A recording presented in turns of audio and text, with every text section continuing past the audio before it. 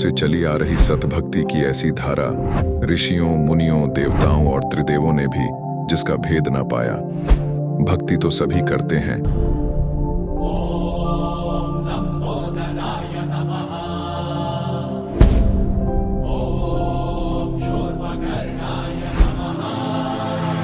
और हरदम यह सोच रहती है कि रहने के लिए आलीशान घर हो, घूमने के लिए बड़े बड़े पार्क हो, खाने पीने के लिए स्वादिष्ट भोजन हो, हम कभी बीमार ना हो, कभी दुखी ना हो और कभी भी ना मरे।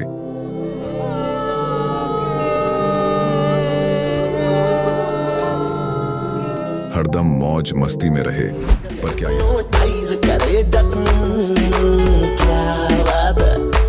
पर क्या यह संभव है? हम सब इतनी भक्ति करते हैं, व्रत करते हैं, श्राद्ध निकालते हैं, कावड़ लेकर आते हैं,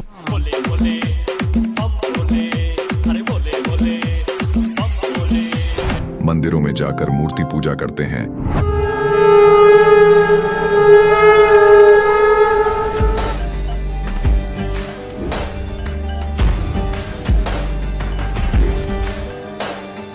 भानुकोटि भास्वरं भवाब्धितारकं परं नीलकण्ठमिप्सितार्थदायकं त्रिलोचनं कालकालमम्बुजाशमक्षशूलमक्षरम्। चर्च में जाकर प्रेयर करते हैं,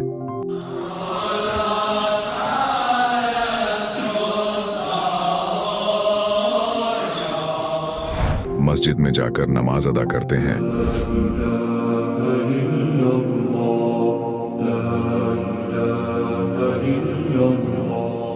अल्लाहु अकबर कबीरा, और गुरुद्वारों में जाकर माथा टेकते हैं।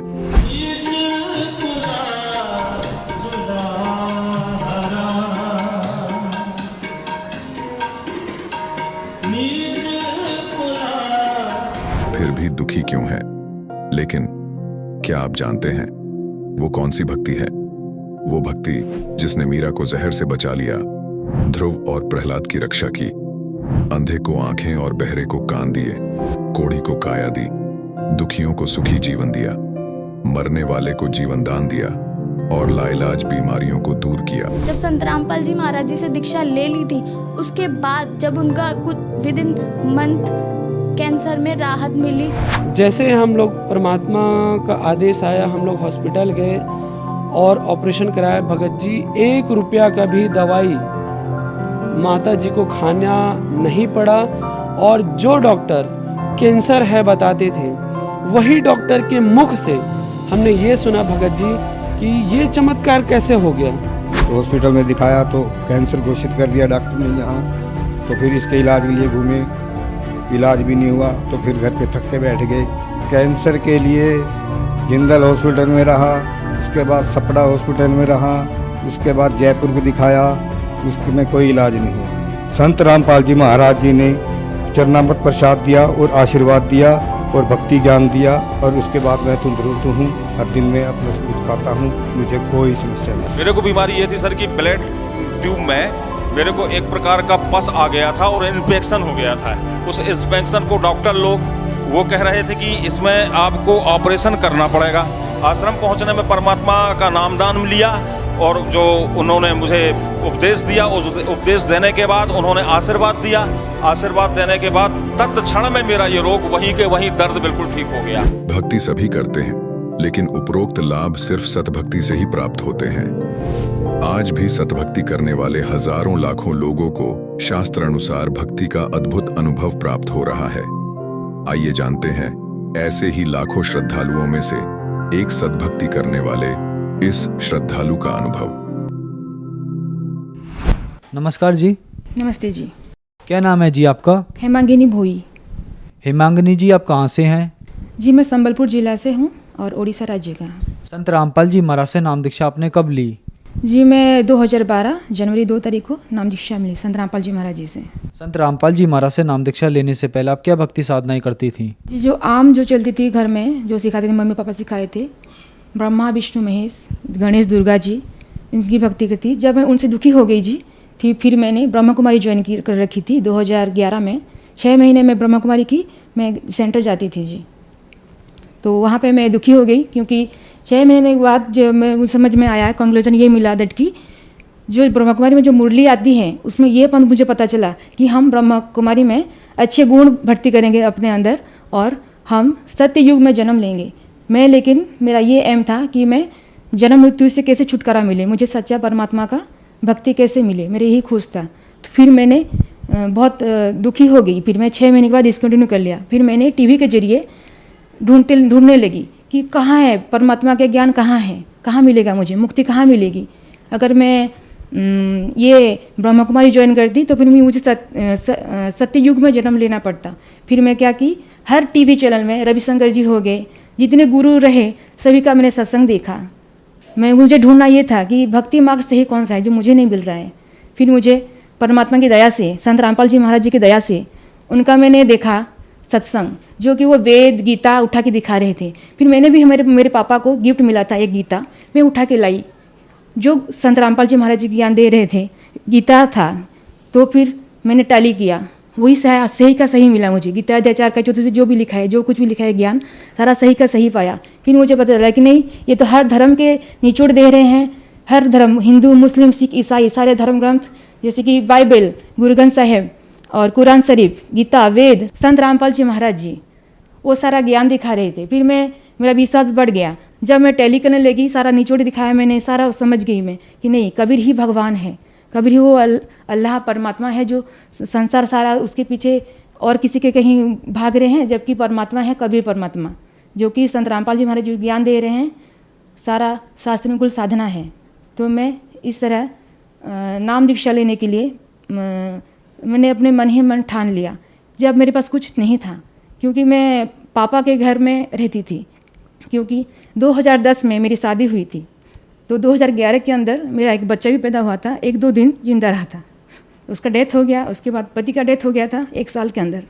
फिर मैं दुखी हो गई थी, इसी वजह से मैं इस शरण में ढूंढ रही थी भगवान कहाँ है बोल के। जब मैंने एक किताब देखा, मैं सत्संग सुने, वहाँ पे एक पीली पट्टी थी, पीली पट्टी में नंबर लिखा था। हमने अपने एड्रेस भरा, मैं मम्मी के नाम से, मेरे नाम से, भाई के नाम से, मैंने 4 एड्रेस मैंने भरा था। तो उसमें तब 2011 की बात है, तब आई थी किताब भक्ति सौदागर का संदेश। उस किताब को पढ़ के मुझे ये पता चला कि नामदान कुछ चीज़ है, नामदान कुछ लेना पड़ेगा। फिर मैंने ठान लिया कि नहीं, मुझे जाना है बरवाला, वहाँ से मुझे नाम लेना है। फिर संत रामपाल जी महाराज की दया हुई जॉब मिलने के बाद, और फिर मैंने पापा को दिया था, पापा टिकट कटा लो और चलेंगे नाम लेने के लिए। बरवाले जाके हमने संत रामपाल जी महाराज से नाम दीक्षा लिए। संत रामपाल जी महाराज से नाम दीक्षा लेने के बाद क्या आपको कोई लाभ भी मिले? जी, संत रामपाल जी महाराज जी से नाम लेके हमको विशेष बहुत लाभ मिला। मानसिक तरीके से, फाइनेंशियली कंडीशन सारा ठीक हो गया। और मेरी जितनी बीमारी थी, मैं सिकल सेल की बीमारी हूँ, मैं बचपन से, मुझे खून चढ़ता था, हर साल में 1-2 बार चढ़ जाता था। और मेरे ये सिकल सेल में जो प्रॉब्लम होता है, जैसे कि ये कुहनी में गठिया जितना होता है सब दर्द होता है, और जो बंदा रहता है चल नहीं पाता है, काम कोई कुछ कर नहीं पाता है। जैसे कि मैं थी बहुत बीमार थी पहले।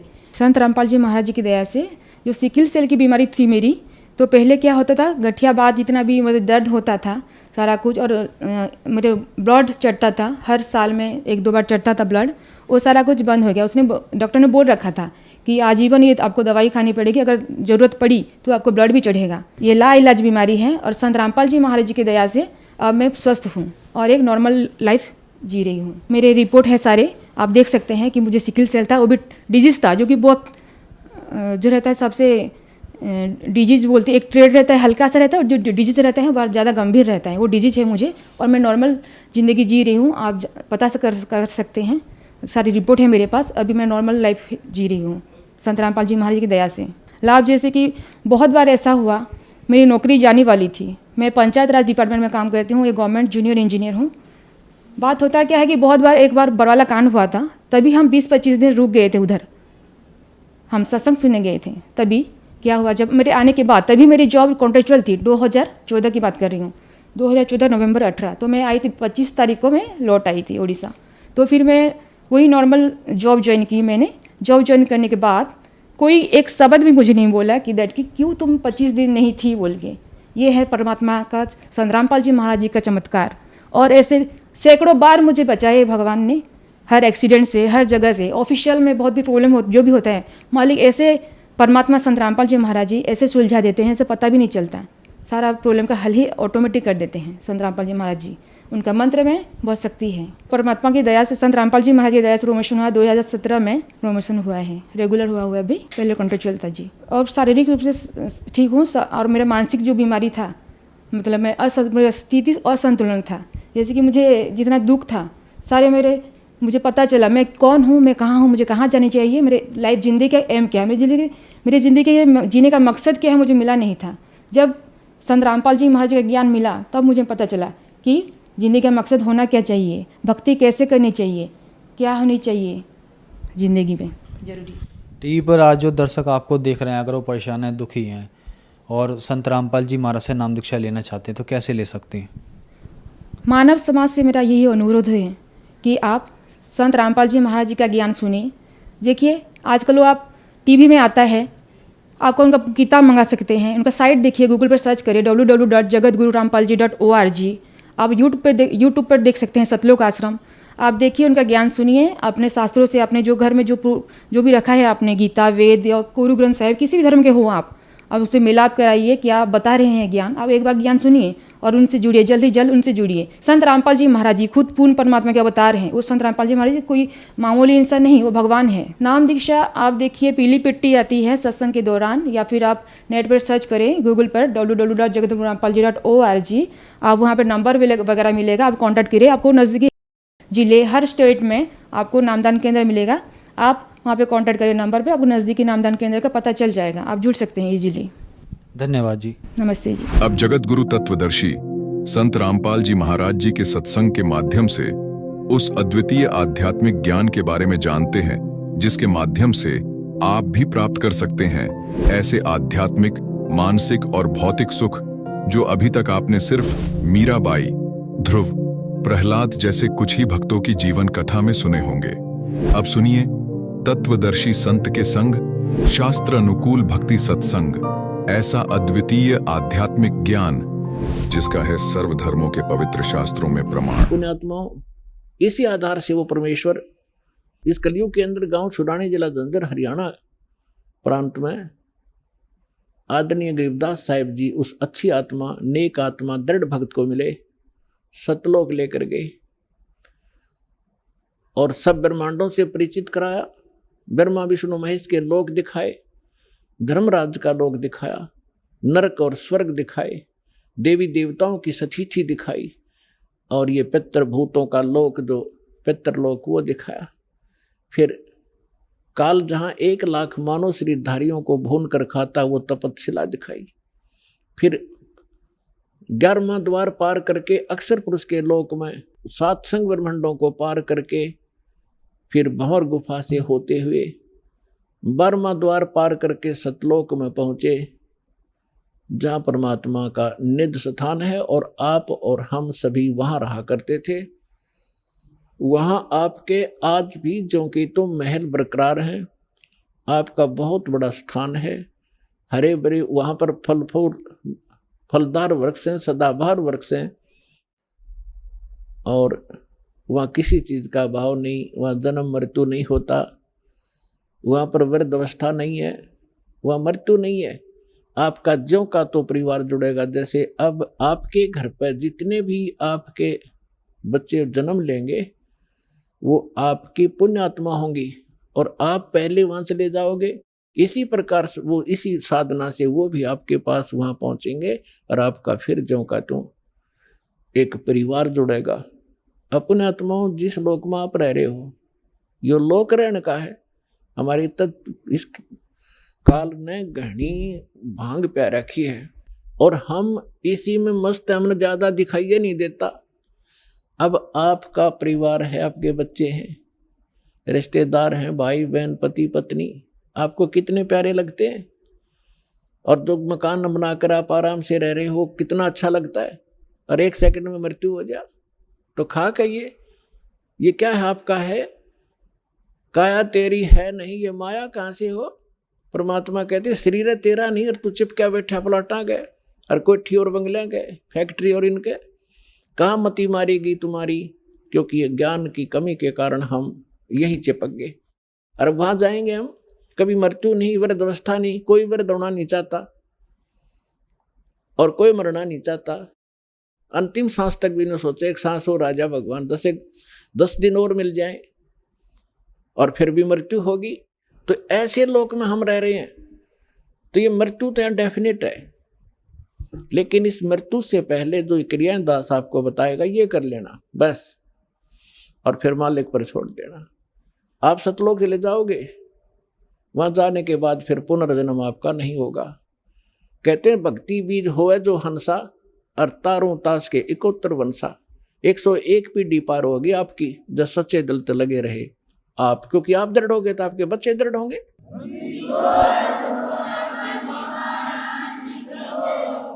तो गरीबदास साहिब जी को परमात्मा मिले, उन्होंने फिर ये बताया कि इस जो मंत्र मुझे मिला है और यही आपको प्राप्त जब हो जाएगा, इसमें क्या बताया, शब्द महल में सिद्धि 24 अंश बिछोड़े बिस्वे 20। ये 24 सिद्धि है भक्ति इस मार्ग में, और जो इसको दुरुपयोग करेगा, इन सिद्धियों को प्रयोग करेगा, लोग दिखावा करने लग गया तो परमात्मा से दूर हो जाओगे। एक सिद्धि सुर देव मिलावे, एक सिद्धि मन वृत्ति बतावे। ये सिद्धियां हैं। एक सिद्धि हो पवन स्वरूपी, एक सिद्धि हो वह अनुरूपी, एक सिद्धि निस्वासर जागे, एक सिद्धि सेवक हो आगे। एक गोहाना के पास गांव है खेड़ी दमकन, वहाँ इस दास के मामा का गांव है वो, वहाँ हम जाते रहते थे। तो वहाँ के व्यक्ति क्या बताया करते थे कि यहाँ एक नेकी राम नाम के कबीर पंथी थे। अब ये फीत तलाव कबीर पंथ की ढोवन डले, तो उसकी क्या बताया, वहाँ एक आश्रम बना हुआ है नेकी राम जी का, और वो नेकी राम जी थे गीसा दास साहिब जी के शिष्य। लेकिन गीसा दास साहिब जी की साधना वो थी जो परमेश्वर ने बताई थी, और नेकी राम जी पूर्व जन्म के कोई साधक तपस्वी थे, लेकिन वो पुरानी बीमारी साथ रहती है। जो उस गुरुदेव से वो पूर्ण मंत्र तो उनको मिले नहीं थे, किसी को दिया नहीं उन्होंने, लेकिन अन्य जो साधना बताई थी वो भी उनका कल्याणकारक थी, ताकि उनको मनुष्य जीवन मिलते रहते, इस समय तक वो आ जाते। ऐसी साधना ये संत हमें दे कर गए थे। उसने वो भी छोड़ दी और वो पुरानी बीमारी ला ली, तप करने लगे। उस तप से उसमें सिद्धि आ गई, सारी रात मतलब सोता नहीं थे वह। तो उस आश्रम के निर्माण की कथा सुनाया करते हैं वो वहाँ के व्यक्ति के नेकी राम जी यहाँ बनी में आकर बैठे थे वृक्ष के नीचे, और साधु संत के रूप में थे। गांव वालों ने देखा, 1 दिन देखा, 2 दिन देखा, 10 दिन देखा कि भी महात्मा दिन रात जागता है, सोता नहीं है। एक चर्चा का विषय बन गए। लोगों ने रात को छुप कर देखा, दिन में उसके पास बैठे रहते, ड्यूटी लगा दी, वह तसल्ली करो, पूरी जांच करो। तो उन्होंने 1 महीने तक देखा, वो सोया नहीं। इसी बात से वो महात्मा पाक गया, आश्रम बना दिया और पूजा शुरू होगी। खाकता फिर वो, ये घोड़े सारे दिन रात जागेंगे, मोक्ष हो जाएंगे। तो ये सब बिना ज्ञान के हम ऐसे डले ढोरे थे। एक सिद्धि निस्वासर जागे, एक सिद्धि सेवक हो आगे, एक सिद्धि सुरगापुर धावे, एक सिद्धि जो सब गच्छावे।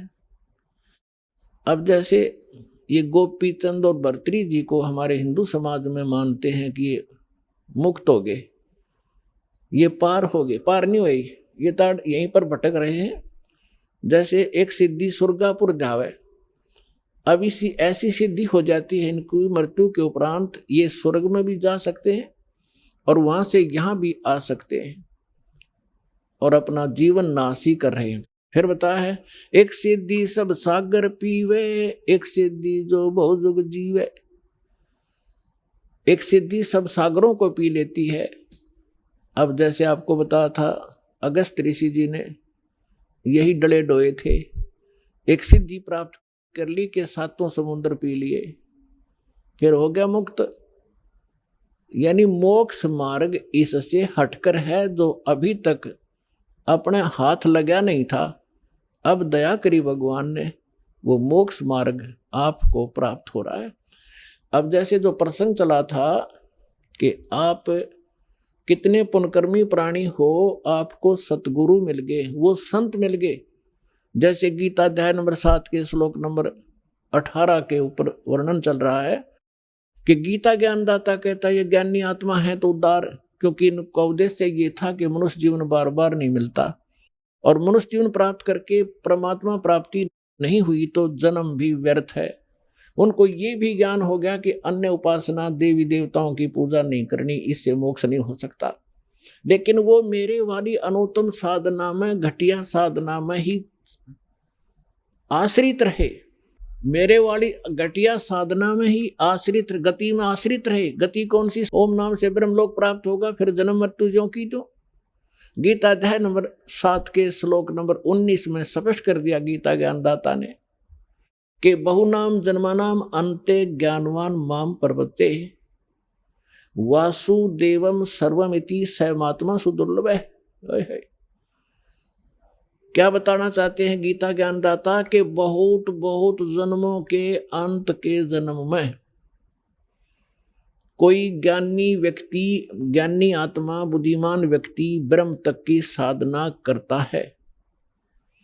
नहीं तो इन नीचे की साधनाओं में ही कोई भूत प्रेतों की, पितरों की श्राद्धों में उलझ पुलझ, या श्री विष्णु, श्री शिव जी, ब्रह्मा जी, देवी देवताओं की पूजा करता है। बहुनाम जन्मानाम अन्ते ज्ञानवान माम प्रपद्ये, बहुत बहुत जन्मों के अंत के किसी जन्म में ज्ञानी आत्मा मेरी भक्ति करता है।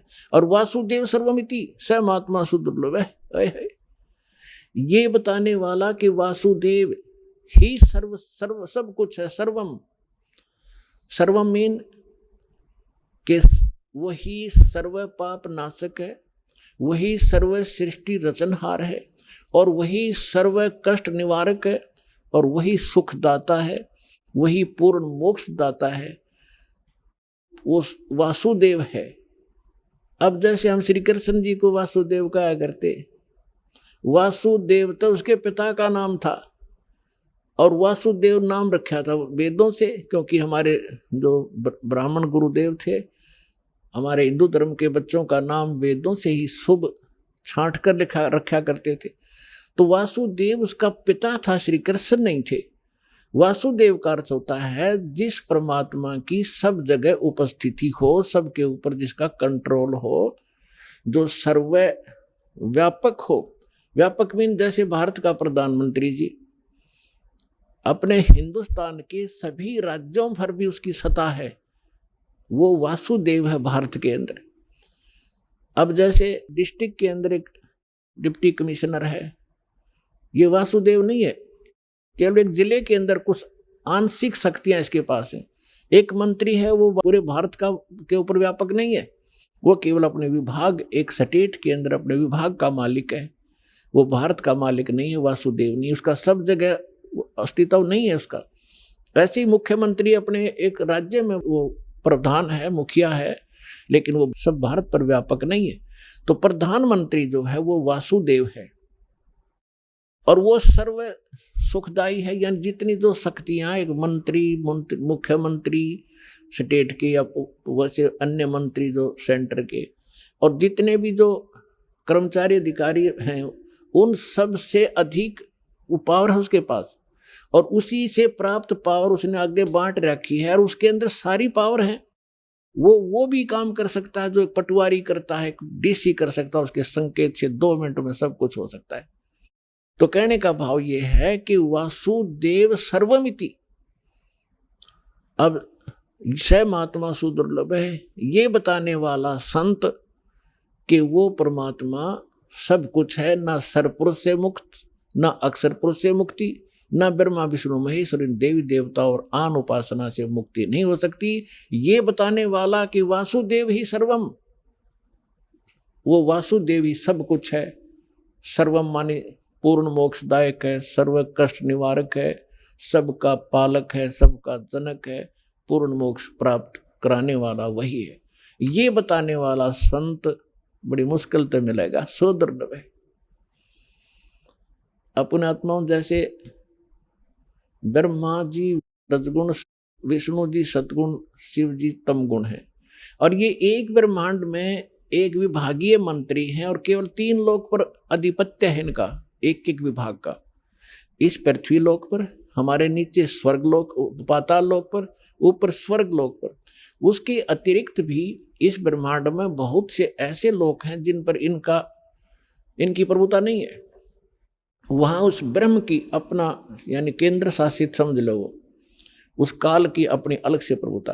तो इन ब्रह्मा विष्णु महेश ये वासुदेव नहीं है। एक ब्रह्मांड में केवल 3 लोकों के ऊपर ये एक विभागीय मंत्री है, और ब्रह्म केवल ये सरपुरुष 21 ब्रह्मांड का स्वामी है। ये असंख्य ब्रह्मांड पर व्यापक नहीं है, उसका मालिक नहीं है, वासुदेव नहीं है। और अक्षर पुरुष जो गीता अध्याय नंबर 15 के श्लोक नंबर 16-17 में 3 पुरुष बताए हैं, अक्षर सरपुरुष और अक्षर पुरुष। सरपुरुष ये 21 ब्रह्मांड का स्वामी, ये काल है, ये ब्रह्म है। अक्षर पुरुष ये 7 शंख ब्रह्मांड, नील पद्म शंख, जिनको गणित की रीति से समझ लेना, 7 शंख ब्रह्मांड का मालिक है। लेकिन असंख्य ब्रह्मांड का ओवरऑल कंट्रोलर वासुदेव नहीं है। ओवरऑल कंट्रोलर वासुदेव है, परम अक्षर ब्रह्म, उत्तम पुरुष तु अन्य परमात्मा इति उदाहरत है। यह लोक धर्म आविश्य विवर्ती अवैश्वर है। वो उत्तम पुरुष परम अक्षर ब्रह्म। गीता अध्याय नंबर 8 के श्लोक नंबर 1 में अर्जुन ने पूछा कि आपने जो 7वें अध्याय के 29वें श्लोक में कि तत्ब्रह्म की जानकारी दी है कि तत्ब्रह्म को जो व्यक्ति जरा और मन से छूटने का प्रयत्न कर रहे हैं, जरा माने वृद्धावस्था के दुख से, मरण माने मृत्यु, जरा और मरण से छूटने का जो प्रयत्न करते हैं, ते ब्रह्म तत्विदु, वो उस तत्व ब्रह्म को जानते हैं और सारे अध्यात्म से परिचित हैं और सभी कर्मों से परिचित प्राणी ही यहाँ की किसी वस्तु की डिमांड नहीं करता, केवल जरा यानी बुढ़ापे के दुख से कि फिर और मरण से छूटने का प्रयत्न करते हैं। 8वें अध्याय के प्रथम मंत्र में अर्जुन ने पूछा फिर किम तत्ब्रह्म, वो तत्ब्रह्म क्या है? 8वें अध्याय के 3रे श्लोक में गीता ज्ञानदाता ने कहा कि वो परम अक्षर ब्रह्म है, यानी गीता ज्ञानदाता से अन्य है। और गीता अध्याय नंबर 8 के श्लोक नंबर 5 और 7 में गीता ज्ञानदाता अपनी भक्ति करने को कहता है कि मेरी साधना कर। गीता अध्याय नंबर 8 के श्लोक नंबर 13 में वो अपनी भक्ति विधि बताता है। ओम इति एकाक्षरम ब्रह्म विहारण माम अनुस्मरण ये परियाति तजन देहम स याति परमाम गतिम। मेरे सत्र की जो परम गति प्राप्त होगी वो मेरा एक ओम मंत्र है, नथिंग एल्स, मुझ ब्रह्म का। 8वें अध्याय के 5 और 7 में तो अपने विषय बताता है कि मेरी भक्ति कर मुझे प्राप्त होगा और युद्ध भी करना पड़ेगा, शांति नाम की चीज नहीं। 18वें अध्याय के 62वें श्लोक में कहा कि यदि तूने परम शांति चाहिए और वो सनातन परम धाम चाहिए। 15वें अध्याय के 4थे श्लोक में कहा है कि तत्वदर्शी संत की प्राप्ति के उपरांत परमेश्वर के उस परम पद की खोज करनी चाहिए, जहाँ जाने के बाद साधक फिर लौटकर कभी संसार में नहीं आते। और जिस परमात्मा ने सब ब्रह्मांडों की रचना की है और उसी की भक्ति करो, अन्य की नहीं। उसकी प्राप्ति करनी है तो उस परमेश्वर की शरण में जाओ। गीता अध्याय नंबर 8 के श्लोक नंबर 7 में स्पष्ट कर दिया उसने कि मेरी भक्ति कर, मुझे प्राप्त होगा, लेकिन युद्ध करना पड़ेगा। युद्ध भी कर और मेरा सिमरण भी कर। तो युद्ध जहाँ है वहाँ शांति खाक है। वो युद्ध से तो कांप कर अर्जुन मना करे था कि मैं नहीं लड़ना चाहता, भीख मांग के खा लूंगा, हम राज भी त्याग देंगे, भिखारी बन जाएंगे, पर ये नाश नहीं करूंगा। इस काल ने जबरदस्ती डरा धमका के उल्टी सुल्टी बकवास गिड़ के और युद्ध करवा के छोड़ा। अब 8वें अध्याय के 8, 9, 10 गीता ज्ञानदाता कहता है यदि तूने उस परम शांति की प्राप्त करनी है, उस परमात्मा के पास जाना है, तो उसकी 17वें अध्याय के 23वें श्लोक में बताया कि उसकी प्राप्ति का ओम तत्सत इति निर्देश है ब्रह्मण त्रिविद समर्थ है। उसके विषय में उसने स्वयं बता दिया कि मैं नहीं जानता, किसी तत्वदर्शी संत से पूछो। तो उसकी साधना करनी है तो वो मंत्र है।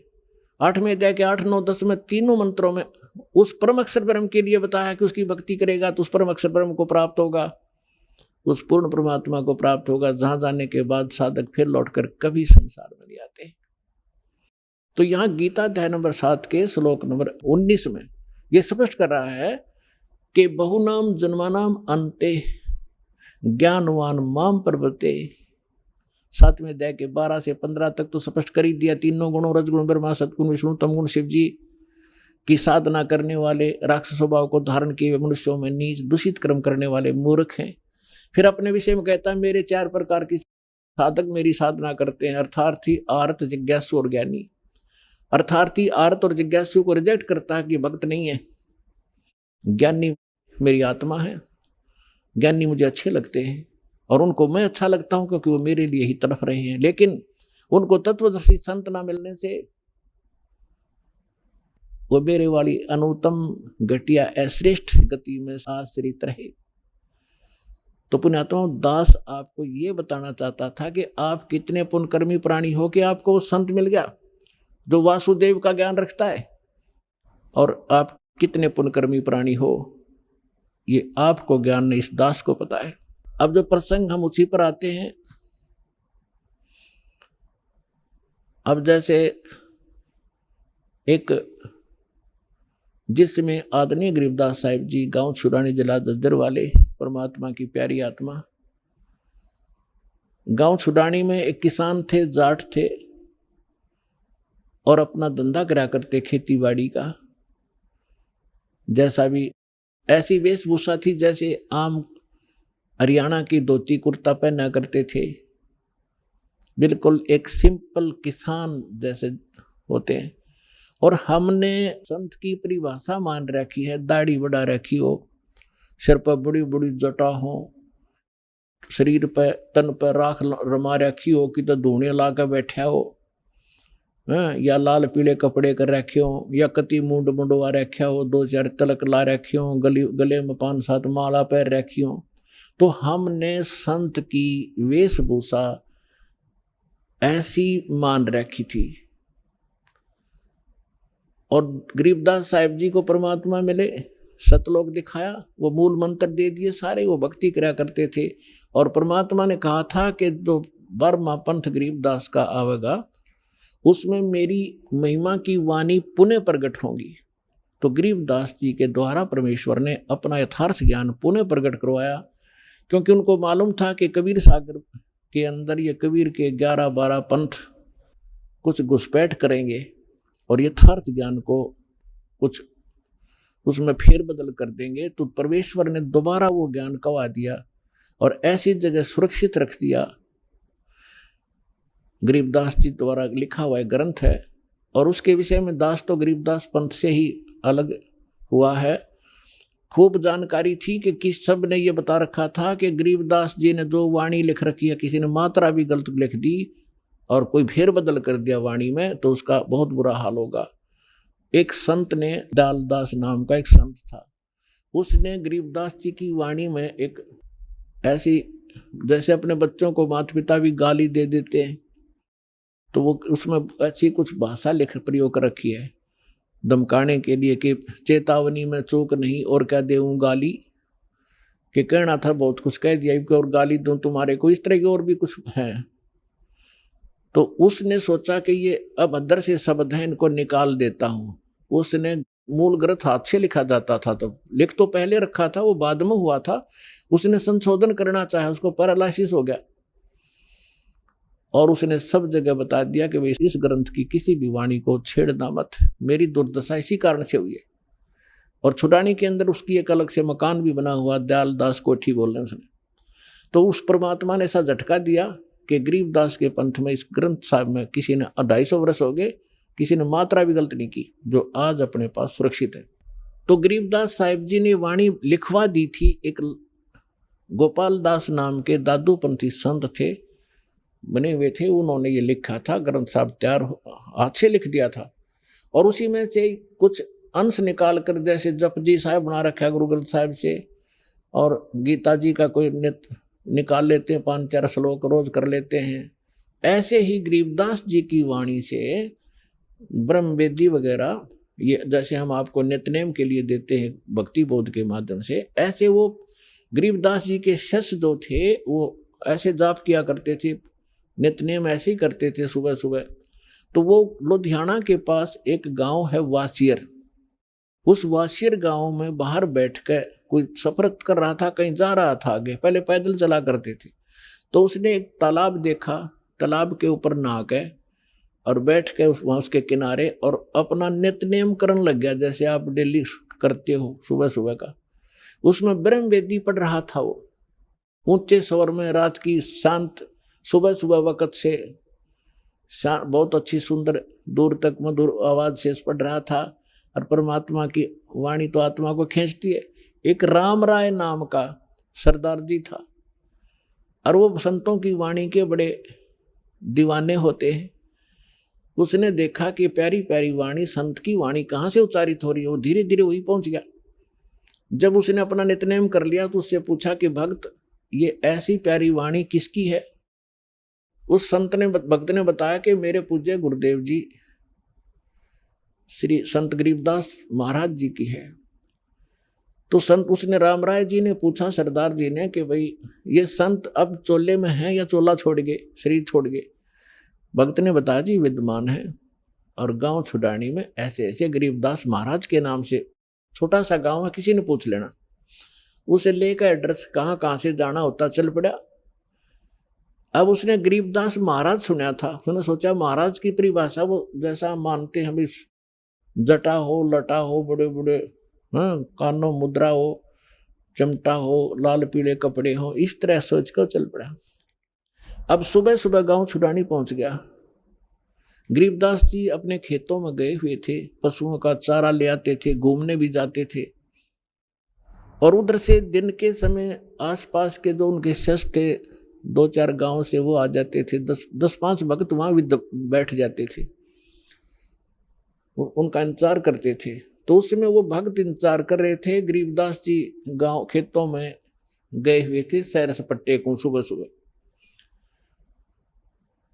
और गरीबदास जी के विषय में ऐसा था, वो आ जाते तो घंटे आध घंटे में आ जा, नहीं तो शाम तक भी ना आते। कई बार ऐसे मस्त अपने बैठ जाते खेतों में, भजन करते रहते या अपने खेतों में काम करने लग जाते थे।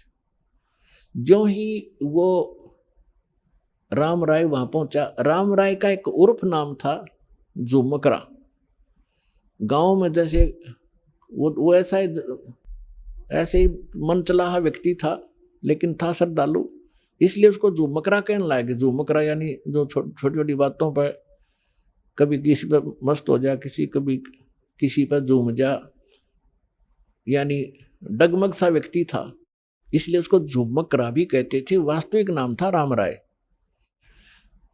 उसने पूछा गांव में कि भी गरीबदास महाराज का कहाँ है डेरा।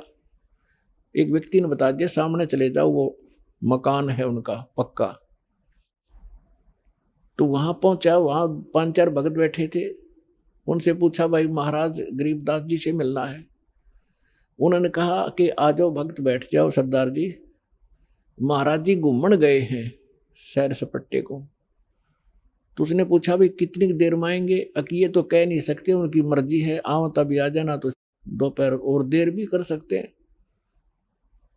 उसने सोचा मैं 250, 300, 400 किलोमीटर आ गया हूं और संत के दर्शन करके भोजन पाऊंगा। उसने पूछा कि महाराज जी किधर गए, मैं वहीं दर्शन करूंगा, पीछे में बात करूंगा।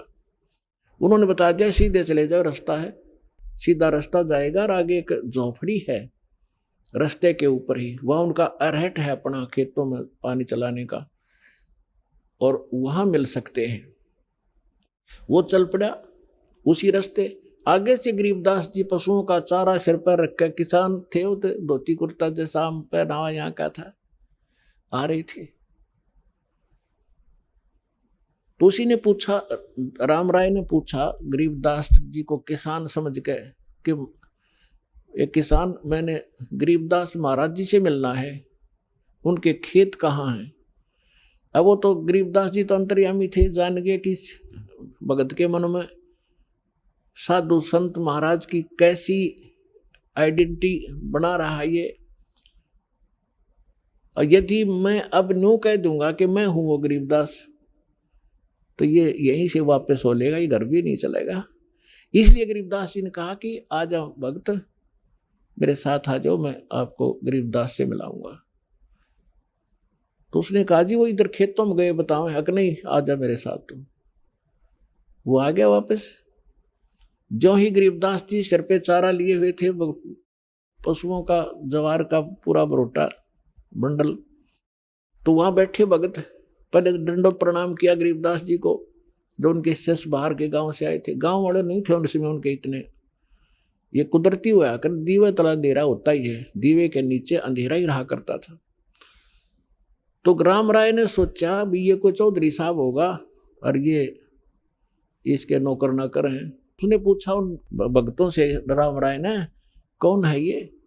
तो वो कहने लगे यही तो है गरीबदास जी महाराज। अब उस राम राय ने सोचा भाई देख 300 250 400 किलोमीटर आया, हरियू महाराज जी पाया, खुदा पाड़ निकली चुया, यानी ना इसका को माला पैर रखी, ना इसने सिर पर जटा रख रखी, ना यू कोई और एक भी लक्षण को नहीं साधु वाला था। लेकिन वो पहुंच गया था ठिकाने। गरीबदास जी ने वो सभी भक्तों को इधर उधर भेज दिया, किसी को बैलों को पानी पिलाने के लिए, किसी को चारा डालने के लिए, किसी को भाई एक बाल्टी पानी भर जाओ मेरे लिए, मैं नहाऊंगा। और उसको कहा बैठ जा भाई राम राय, नाम भी नहीं पूछा था, परमात्मा ने कहा बैठ जा जो मकरा, 2 मिनट बात करूंगा तेरे तपाच्छा में। अब ये इस बात से प्रभावित हुआ कि मैंने नाम भी ना बताया, इसने दोनों नाम बता दिए, शायद कोई जानकार आदमी, इसलिए वो बैठ गया, ना चला भी जाता। जब गरीबदास जी स्नान करने लगे और उंगली के कोई रहट रूट में आकर चोट लग गई थी, खेत में काम करते समय उसका पट्टी बांध रखी थी गरीबदास जी ने। तो जब स्नान करके धोती बांधने लगे, धोती से ही एक अंश छोटा सा पल्ला ऐसे बांधते हैं बेल्ट की तरह, हमारे यहाँ हरियाणा में उसको अड़बंद बोलते हैं। धोती तो उन्होंने जैसे तैसे लपेट ली तागड़ी में। उस राम राय से कहा कि राम राय झुमकरा आइए सरदार जी, मेरी उंगली का चोट लाग गई और यह बेल्ट बांध दे मेरी धोती की, अड़बंद बांधने लगे। और वो कैसे होता था, अब वो बड़ी धोती है ये, तो ऐसे एग्जाम्पल देता हूं आपको। अब वो ऐसे कर लेते थे धोती के कुछ अंश को, उसी में से अलग से एक किनारे को, और ऐसे बांधते थे पेट के ऊपर का। जो मकरा जी राम राय को कहा कि ले गांठ लगा दे, उसने चारों तरफ से शरीर के करके और गांठ लानी चाहिए। वह गांठ जो है शरीर में से निकल आई धोती गरीबदास जी के, और उस धोती का गांठ लग गई। उसने सोचा धोखा लग गया तेरा, दूसरा फेर कर फटाफट। उसने दोबारा फिर ऐसे किया, फिर वह गांठ धोती का लागी गरीबदास जी के शरीर से निकल आई। अब तीसरी बार जब वो कोशिश करने लग गया, जब क्योंकि वो राम राय था, वो श्री कृष्ण विष्णु जी का पुजारी था। गरीबदास जी ने कहा रे राम राय यानी झुमकरा, मैं तो तेरे जैसा ही किसान हूं। क्योंकि राम राय जो था वो भी 900 बीघे का मालिक था, किसान था। 900 बीघा, पहले बीघा बहुत बड़ा होता था, यानी आज के 3.25 बीघा और उस समय का 1 बीघा, यानी 1.5 बीघा का किला बन जाता, ये समझ लो। 900 बीघा का मालिक था कौन? राम राय सरदार जी। और गरीबदास जी थे 1350 बीघा जमीन के किसान थे, यानी 2500 2,500 किले एकड़ समझ लो, यानी 2,500 बीघा के मालिक थे। 2,500 बीघा, बड़े बीघा जो बोले जाते थे, यानी 1350 के लगभग किले बनते हैं। इतने बड़े किसान थे गरीबदास जी, और वो 900 बीघा का जमींदार था। तो उसने ये आइडिया लगा रखा था, ये सुना हुआ भक्तों से। 2-4 मिनट बात हुई जब गरीबदास जी नहा रहे थे, और फिर वो चले गए। गरीबदास जी ने भेज दिया, जाओ तुम फलाना काम कर लो, कि ये बहुत बड़े किसान हैं, 2,500 बीघा जमीन है इनका, और बड़े पहुंचे हुए महात्मा भी हैं। तो राम राय ये सोच रहा था कि वो मेरा कैसा किसान है, ये इसके नौकर नाकर होंगे और यहाँ पर, और ये इसके गुण गा रहे हैं। तो उसने, जब गरीबदास जी ने कहा कि राम राय मैं तेरे जैसा ही व्यक्ति हूँ, किसान हूँ, पर धोती का गांठ क्यों ना लगती तेरे थे। जब उसने ऊपर ने देखा तो लीला होती है, परमात्मा ने वो शरण में लेना था। गरीबदास जी के सिर पर ऊपर का हिस्सा विष्णु जी का रूप हो गया, और वो चारों हाथ हो गए, सिर पर मुकुट और छत्र, वो सुदर्शन चक्र घूम रहा था। राम राय ने चरण पकड़ लिए। थोड़ी देर में फिर देखा तो गरीबदास जी, तो उसने सोचा तेरे मन में वैसे तेरी अपनी ही सोच होगी या ये तो वैसे लग गया तेरा धोखा। और फिर वो उसके शरीर से निकल रही थी कि ये कोई जादूगर होगा। उसके मन में यहाँ अभी तक ये सेटिंग थी। फिर गरीबदास जी बैठ के कहा जा खाना खा पहले, फिर 2 बात कराएंगे सत्संग की। गरीबदास जी ने 4 घंटे सत्संग सुना उसको। सृष्टि रचना से लेकर यहाँ तक ब्रह्मा विष्णु महेश की सारी सतिथि बता दी, और किन मंत्रों से मोक्ष होगा ये इनसे जाप नहीं, और नानक साहिब जी ने कौन से मंत्र जाप किए थे वो तुम्हारे हाथ नहीं। तो तब उसने राम राय ने कहा था कि हे भगवान ये ज्ञान ओए होए आज तक किसी ने नहीं बताया परमात्मा, ये कहाँ छुपा था, क्या किसी को नहीं पता परमात्मा। गरीबदास जी कहते हैं कोटों मध्य कोई नहीं रे झूमकरा, अरबों में कोई गर्क सुनो रे झूमकरा, तत्व भेद कोई ना कह रे झूमकरा, ये पैसे ऊपर नाच सुनो रे झूमकरा। कि इस तत्व भेद से कोई परिचित नहीं है, ये सिर्फ पैसे के लालच में जंतर मंतर करते फिरते हैं ये संत। और कहते हैं करोड़ मनुष्यों में तुझे तत्वदर्शी संत नहीं मिलेगा, अरबों में कोई गुरुक, अरबों में गर्क mean complete in all respect. जैसे छोटा मोटा ज्ञान तक कबीरपंथी नकली भी रखते हैं, लेकिन इनके पास मंत्र नहीं, इनके पास अधिकार नहीं नाम देने का। तो बता, जैसे एक गांव में यदि 5000 एक गांव में 5000 आबादी है ना, तो उसमें कम से कम भी 4000 गुरु पावेंगे। कैसे पावेंगे? जैसे किसी बहन के बालक का दिक्कत हो रही है, एक बुढ़िया आवेगी पड़ोसन, ए बेटी इसका 12 लिखा हो गया, इसके ऐसे 100 रुपया रख दे बोल गए। दूसरी आओगी 72 लिखा बतावेगी, चौथी बतावेगी वही को वही का बता देगी, इसका फलानी कर दे, कोई कहेगी चौराहे की माटी ला के इसके ऊपर के फेंक दे। यानी ये सारे गुरु जैसे कर्म करते हैं, लेकिन कख नहीं पता। कोई रामकृष्ण की साधना बताता है, कोई किसी की बताता है। तो इस प्रकार के कहते हैं करोड़ मार्गदर्शकों में भी तुझे कोई संत नहीं मिलेगा, अरबों में कोई गुरख सुनो रहे जो मकरा। तो इसी प्रकार गीता अध्याय नंबर 7 के श्लोक नंबर 19 में कहा है कि बहु नाम जन्मानाम अंते ज्ञानवान माम पर्वतते, और वासुदेव सर्वमिति स महात्मा सुदुर्लभ है। तो पुण्यात्माओं, ये दास है वो महात्मा, और वो अरबों में एक ये दास है।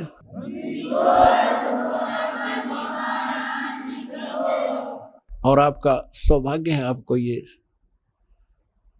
आज दास आपको ये बताना चाह रहा था कि आप आम आत्मा नहीं हो, आप परमात्मा की विशेष प्रिय आत्मा हो। क्योंकि अभी तक आपने ज्ञान का पता नहीं, अभी तक ये सूर्य उदय हुआ ही नहीं था सच्चे ज्ञान का। अब ये थोड़ा सा उदय हुआ है, जिसके रोशनी में आप यहाँ तक पहुँच रहे हो। आप तक संदेश भेज रहे हैं परमात्मा को, टीवी के माध्यम से, कोई भाई बहन के माध्यम से, या कोई बुक पुस्तक के माध्यम से। और आप वो पुण्यात्मा हैं कि आपको सतगुरु मिले, और इस समय में ये मानव शरीर प्राप्त है। पुण्यात्माओं, सौभाग्य आपका, आप जी को ये अनमोल वचन सुनने को मिले, और इन भक्तों के इन अनुभवों से जो परमात्मा सुख देता है, हम परमात्मा को इसलिए याद करते हैं कि जब तक हम शरीर में रहें, हमारा शरीर स्वस्थ रहे, हमारे बच्चे ठीक रहें, हमारे परिवार पर कोई आपदा ना आवे, तो इन सभी संकटों से केवल कबीर परमात्मा ही बचा सकते हैं। ना विष्णु जी बचा सकते, ना शंकर जी बचा सकते, क्योंकि ये सक्षम नहीं है, ये वासुदेव नहीं है, ये संकट मोचन नहीं है। कबीर परमात्मा वो समर्थ शक्ति है, जिसके विषय में गरीबदास साहिब जी ने कहा है कि सतगुरु जो चाहे सो कर ही। क्योंकि परमात्मा यहाँ जब आते हैं वो सतगुरु भी रूप धारण करते हैं, सतगुरु की भूमिका भी करते हैं। यदि सतगुरु हैं तो परमात्मा ही हैं, और परमात्मा के ज्ञान से परिचित उनके कृपा पात्र भी सतगुरु होते हैं, और वो परमात्मा भी होते हैं। तो गरीबदास साहिब जी ने कहा था कि सतगुरु जो चाहे सो कर ही, और 14 कोट दूत जमडर ही, ऊत भूत जम त्रास निवारे, और चित्रगुप्त के कागज पाड़े। तो परमात्मा अपने भक्त की आयु भी बढ़ा देता है, लेकिन सच्ची लगन हो, नियमित रहे। कबीर साहब कहते हैं, जब तक हंसा हमरी आना, काल लगे ना तेरा बाना। जब तक ये हंस आत्मा मेरी मर्यादा में रहेगा, तब तक काल का अटैक आपके ऊपर नहीं हो पाएगा। हम मार खाते हैं, गफलत कर देते हैं, लोक लाज में आकर मर्यादा भंग कर देते हैं, और फिर कहते हैं हमने नाम ले रखा था, हानि होगी। कभी नहीं हो सकती। दास का 19 वर्ष से अनुभव है इस परमात्मा के मार्ग में। वैसे तो 1988 से दास जुड़ा है, लेकिन 1994 से गुरुदेव ने जब से आदेश दिया है नाम देने का, और दिन दिन भी भक्तों ने सच्चे दिल से भक्ति की है, आज उनके वारे न्यारे कर रखे। तो हम मार खाते हैं अपनी नालायकी के कारण। जैसे सीता ने मार खाई थी, उसको बता दिया था कि इस रेखा से बाहर मत जाना, और उसने यही सोचा था क्या फर्क पड़ता है, अभी आटा दे के आ जाऊंगी वापस। ऐसी आई वापस, दुनिया का नाश करा दिया, और 12 वर्ष तक वहां पड़ी रही, सड़ती रही उस रावण की कैद में। तो पुण्यात्माओं, मर्यादा में रहना और भक्ति करना, 101 पीढ़ी पार हो जाएगी आपकी। बोलो सतगुरुदेव।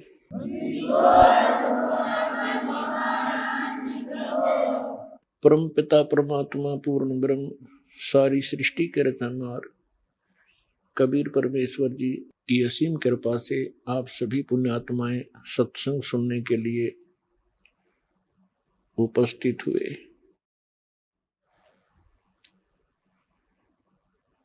परमात्मा की वाणी में प्रमाण है कि लख बर सूरा जूझ ही, लख बर सावत दे, लख बर यति जहान में, तब सतगुरु शरणा ले।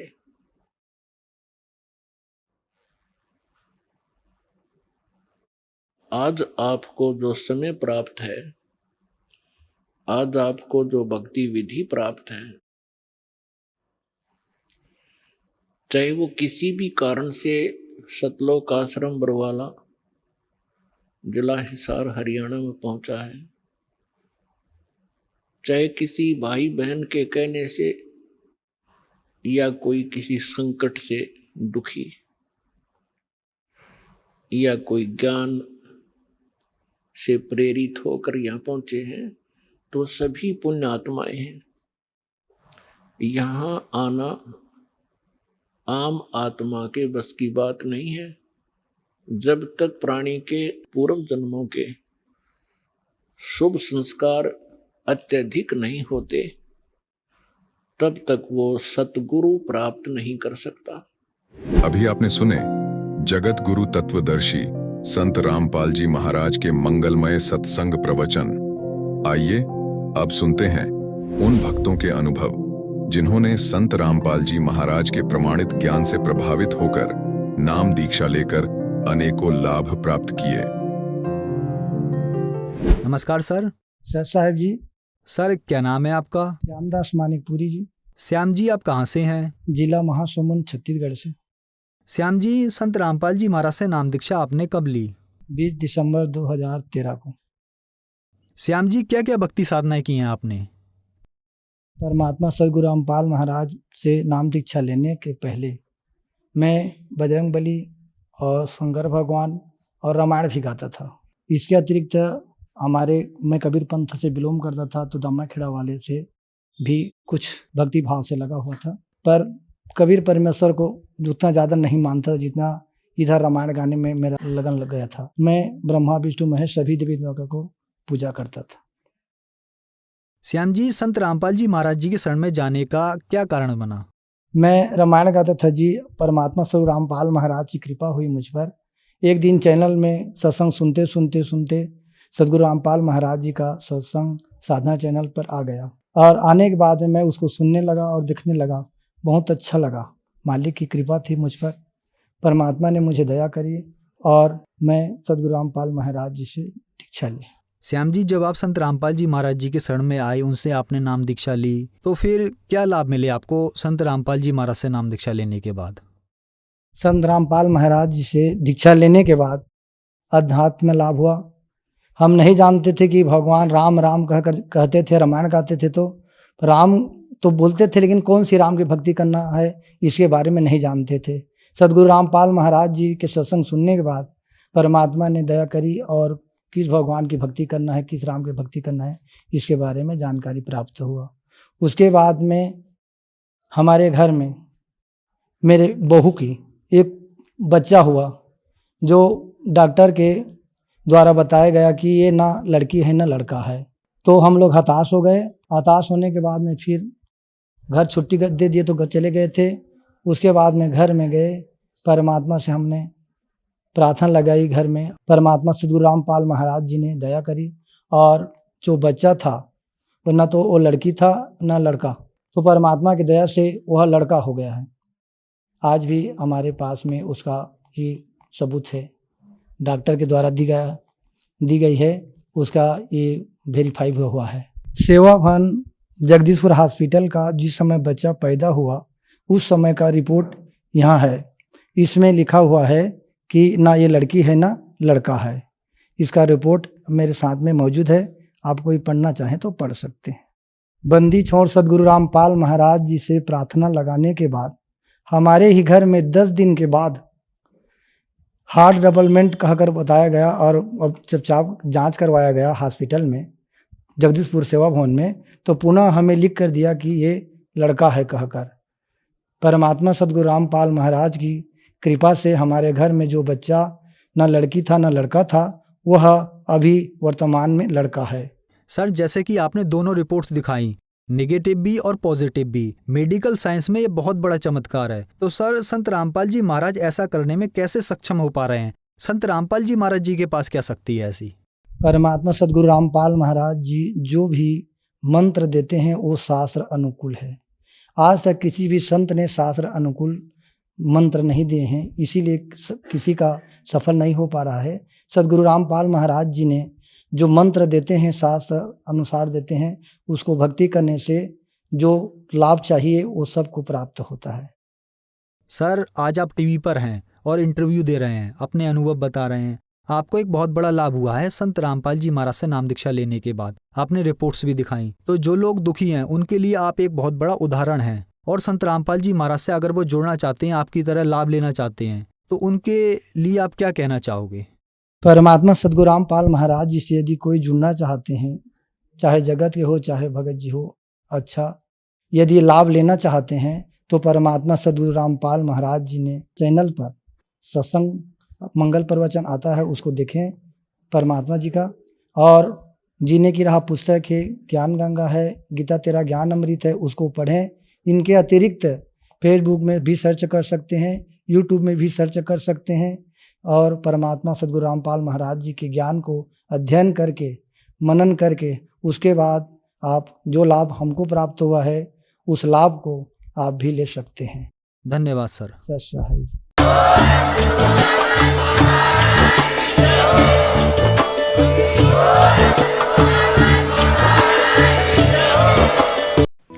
आप सुन रहे थे जगत गुरु तत्वदर्शी संत रामपाल जी महाराज के मंगल प्रवचन। अधिक जानकारी के लिए संपर्क करें।